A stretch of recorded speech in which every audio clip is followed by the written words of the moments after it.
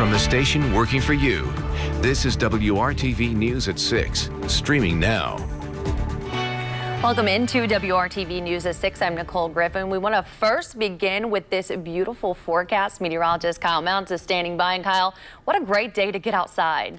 Yeah, Nicole, the holiday weekend off to a great start here across central Indiana. Lots of blue sky out there today. Sunshine soaking it up. As we look north over downtown, you do see there are a few clouds off to the north, but for the most part, blue sky ruling things for us. Our temperature 81 degrees and that humidity is still very low at just 34% as we have a southwest breeze. It has been a little breezy at times throughout the day. You can see generally around 10 to 20 miles per hour, but it is out of that southwest direction now. So it is going to start to bring in a little more humid and a little warmer air. Those temperatures 81 for you right now in Columbus, 87 though in Lafayette. A little cooler here as we look across the eastern portion of the state, upper 70s in Connorsville and around the Liberty area. High pressure, we're on the mild side of this right now. It's going to continue to keep our weather nice and quiet here for the next couple of days. As we go through the evening planning forecast, those temperatures falling into the middle 60s as we get toward midnight. We'll take you hour by hour through the rest of the holiday weekend in just a few minutes. All right, Kyle, thank you. And new tonight, fire investigators are working to determine the cause of a fire at an abandoned church on the southeast side this afternoon. The fire was reported in the 1600 block of Cruft Street. That's northwest of East Troy and South Keystone Avenues. No one was inside the church when firefighters arrived on scene, according to the fire department. We are continuing to monitor this story, and we'll have the latest updates in the WRTV News app. Today, hundreds of people are spending their Labor Day weekend honoring the lives of fallen law enforcement officers in Indiana. The Cops Cycling for Survivors ride typically lasts 13 days as cyclists ride 1,000 miles across the state, visiting the families and survivors of law enforcement officers killed in the line of duty. But due to COVID-19, the event that was originally scheduled for July took place today in Plainfield at the Indiana Law Enforcement Academy. The ride raises money that goes to support scholarships and foundations named after fallen officers. We talked with Cassandra Kuntz, the wife of fallen Howard County Deputy Carl Kuntz, who was shot while serving a search warrant in March of 2016.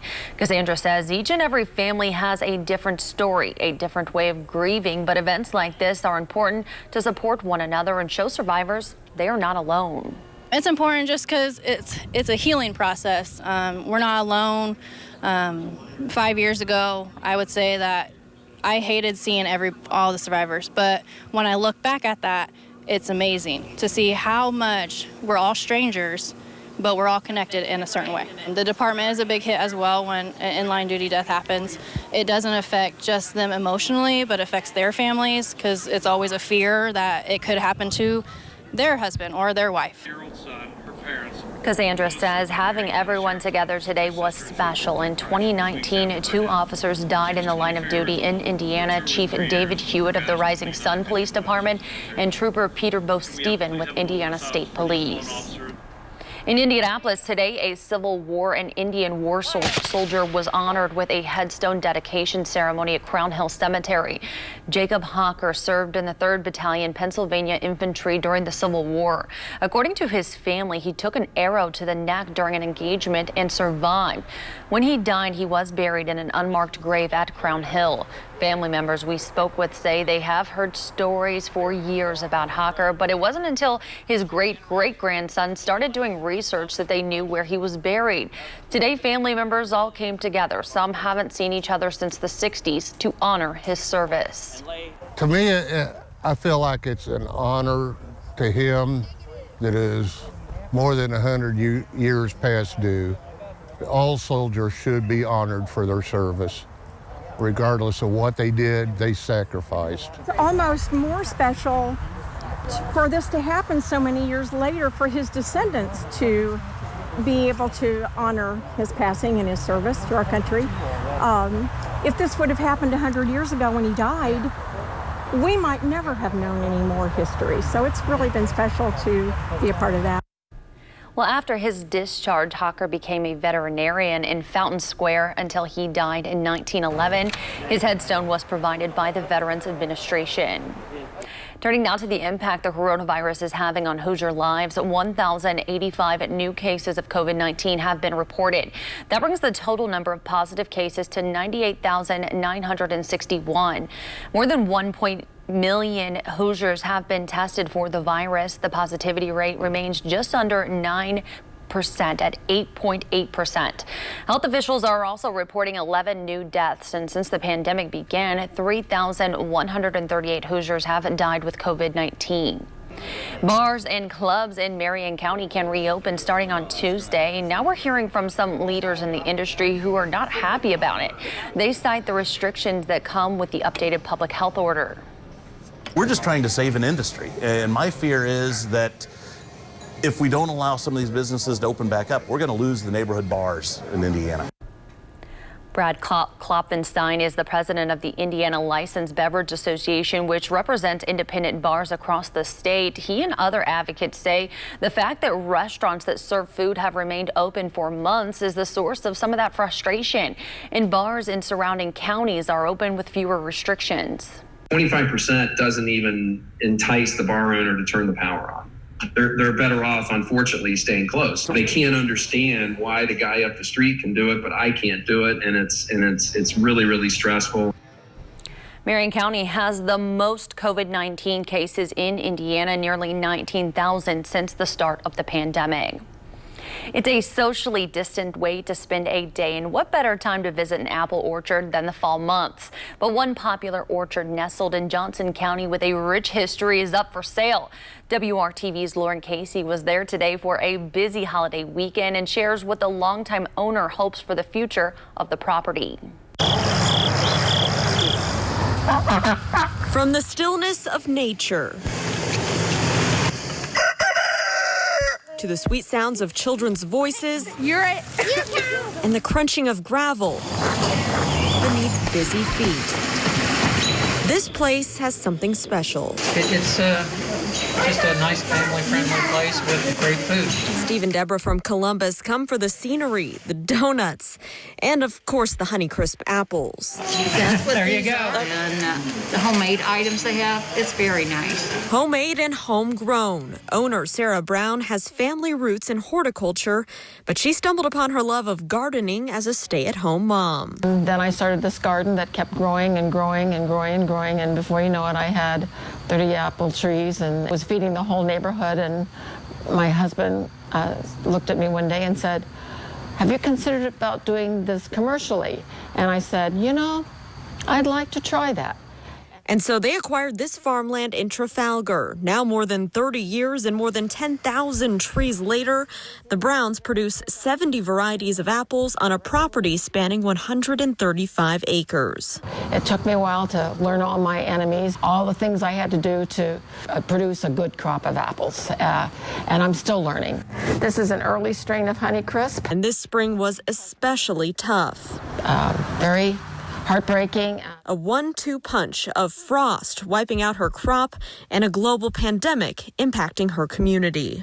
But with 30-plus years of grit and determination, Brown has apples to sell this busy season and a plan to keep customers safe. And with acres and acres of apple trees, social distancing is made simple. In addition to the orchard, AppleWorks is home to animals, play spaces. Can you look at Mommy? I have produce, and more. A place Brown believes can be even better with some new energy, which is why she and her husband are looking to sell and retire. I've seen a lot of kids in the neighborhood grow up and have their own kids, and so that makes me probably older than dirt. But it's been a joy. It's a labor of love, and we're hoping that the next owners share that passion that we have here for the crop and the orchard. Working for you in Johnson County, Lauren Casey, WRTV. Great story, Lauren. Thank you so much. Well, we want to help you find some socially distant fun for the coming fall months. So if you head over to our website, WRTV.com, you can find more information on orchards and pumpkin patches open around the area. You can also learn more about the AppleWorks property that is up for sale. Plus, head over to the WRTV Instagram page for a look at more pictures that we took today. Tonight, hundreds of families experiencing financial hardships are getting help feeding their pets. Chewy.com made a large donation to Fido, giving them 30,000 pounds of dog food. The donation was made in honor of National Food Bank Day yesterday. The food was handed out today at Fido's September Pet Food Pantry event. We talked to the executive director, who says they serve about 400 households every month, but during the pandemic, they have seen that need increase. People are very grateful, you know, especially the people who are used to being able to provide for their animals and suddenly they can't. So, you know, we have a lot of people that do come month after month, but we also see a lot of new people who, like I said, for the first time in their lives need a little help, kind of due to the, you know, the pandemic and the economic downturn. Fido does require people to show that they do have a financial need because they really want to help those out who can't provide for their pets on their own. They expect the donation from Chewy.com to help them get through the next few monthly food pantry events. You can help empower children with the literacy tools they need to be successful in school and in life by donating to the WRTV if you Give a Child a Book campaign. The fundraiser goes through September 11th. Go to WRTV.com/giveabook for more information. Kyle. Most of us going to stay dry on Sunday, but we do have a few thunderstorms in the forecast. Primarily, those could have some gusty winds. I'll let you know where that wet weather is most likely. You're watching WRTV News at 6.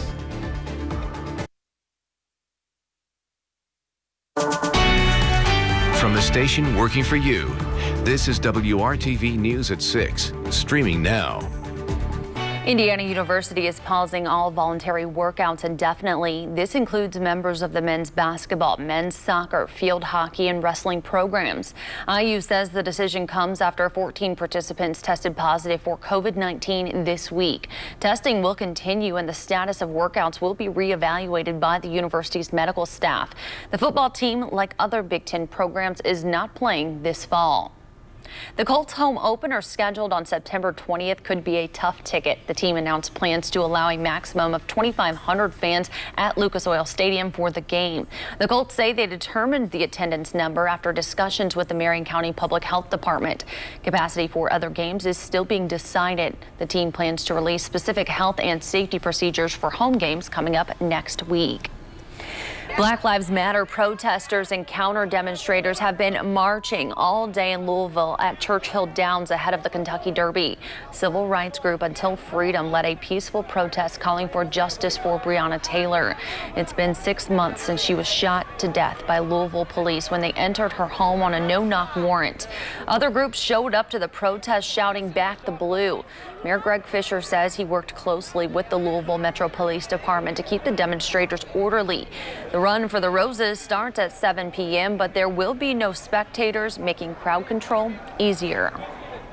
President Trump has banned federal agencies from conducting racial sensitivity training.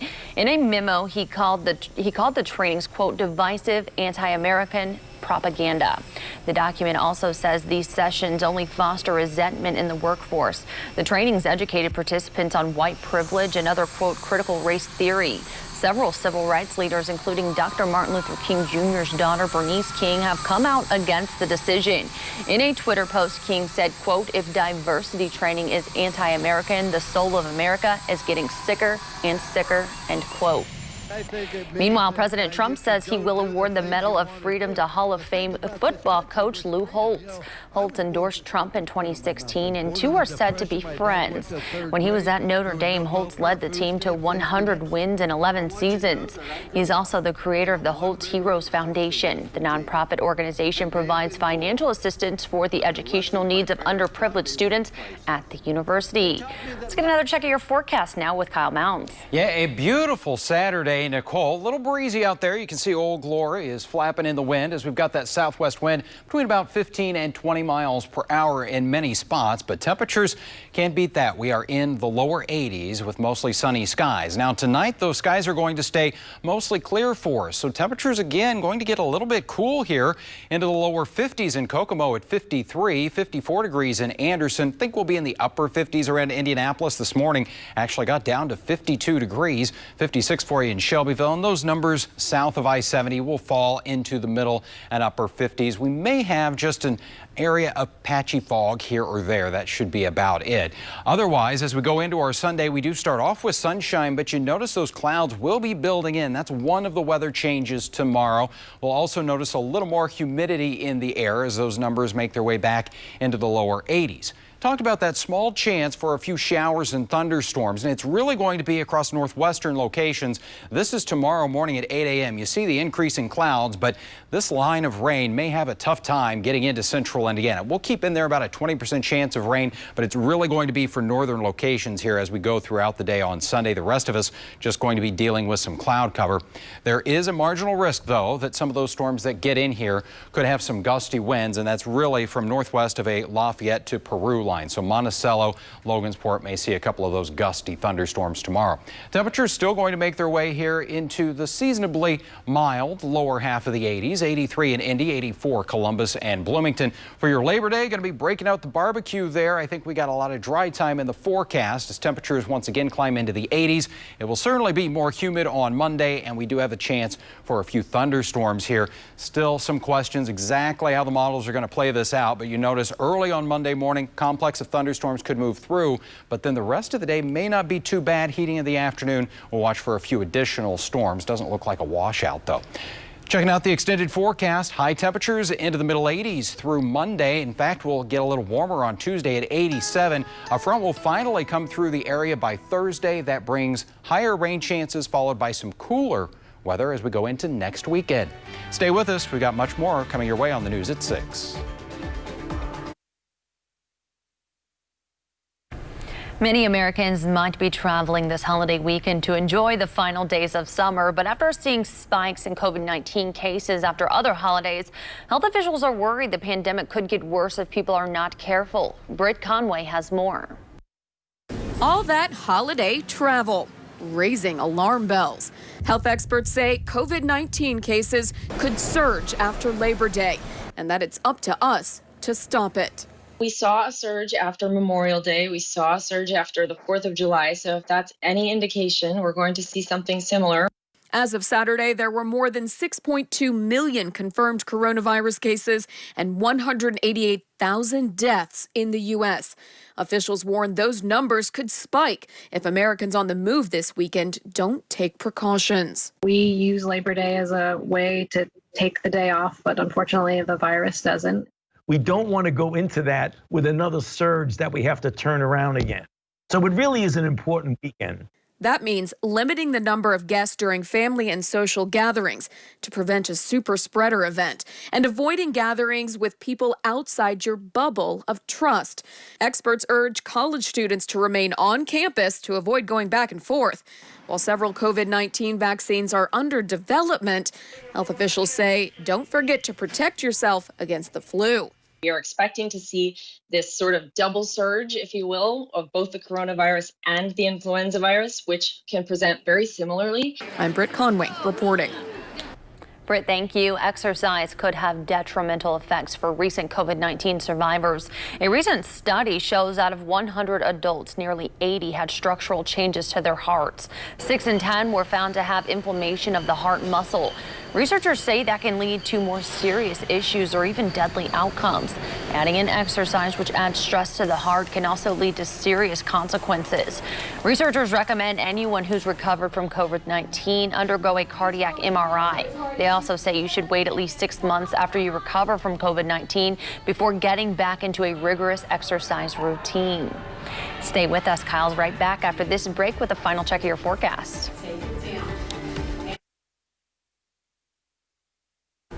Without a doubt, for most Americans, 2020 has been a year of ups and downs. Well, one college student is giving that phrase a fun and positive spin, literally. Elliot Ryan is home from college because of COVID-19. The 20-year-old who's studying to become a civil engineer decided to build a roller coaster for his grandfather, Fred. Elliot worked almost every day, April through August, using wood, nails, and a slide he got as a gift from his grandpa when he was just 2. 2 weeks ago, he put the final touches on his creation. Grandson and grandpa say they already have plans to make the roller coaster even bigger next summer. Look at him go, Kyle. That's awesome. I love that.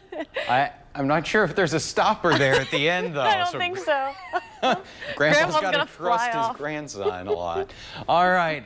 Your forecast tomorrow, again, just that isolated chance for a shower or storm for northern locations. A little better chance for some rain on Labor Day, but we're still going to be in pretty good shape there. Temperatures into the middle 80s. We're looking a little cooler by the end of next week. All right, Kyle, thank you. And thank you for joining us. We'll see you right back here tonight at 11. Have a great night.